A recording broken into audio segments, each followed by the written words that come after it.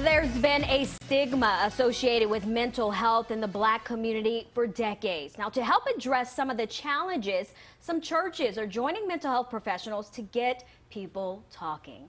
And thank you for staying with us. I'm Erin LeBeau. Now, these partnerships between clinics and churches are bringing people in communities of color together to really get them talking about mental health. Yeah, they sure are. Well, I'm Tamsin Fidel. African-American churches are among the most trusted institutions in the Black community. And here with us this afternoon to discuss a partnership between the Hope Center and First Corinthian Baptist Church in Harlem is Dr. Sydney Hankerson, a psychiatrist with Mount Sinai. Thank you so much for joining us.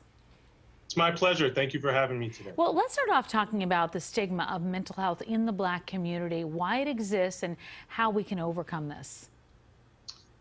Well, first, I think it's important to recognize that stigma is a universal barrier to people seeking mental health care.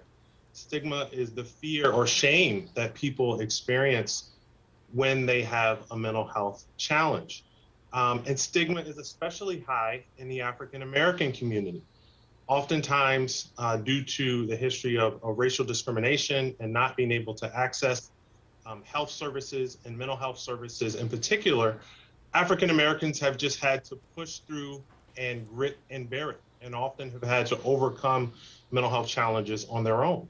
And so there's a tremendous amount of pride in being able to overcome challenges in the Black community, and having a mental health condition often flies in the face of that ability to overcome.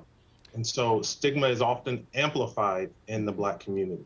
Dr. Hankerson, you also say there's a distrust in the Black community when it comes to mental health. What do you mean by that?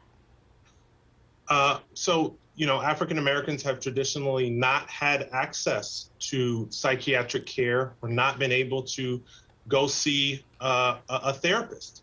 For example, in New York City, in the 30s and 40s, the Department of Health did not think that African Americans had mental health conditions. And so the church actually stepped in to fill that gap. And there was a church in Harlem called that founded a clinic called the Lafarge Clinic that provided the first mental health services to African Americans in Harlem in New York City. And so the distrust with the mental health system is because African Americans have been denied access, and because psychiatrists have overdiagnosed African Americans with schizophrenia and with bipolar disorder, when in fact they should have been diagnosed with depression or anxiety disorders. So there's a huge role of misdiagnosis that contributes to that distrust.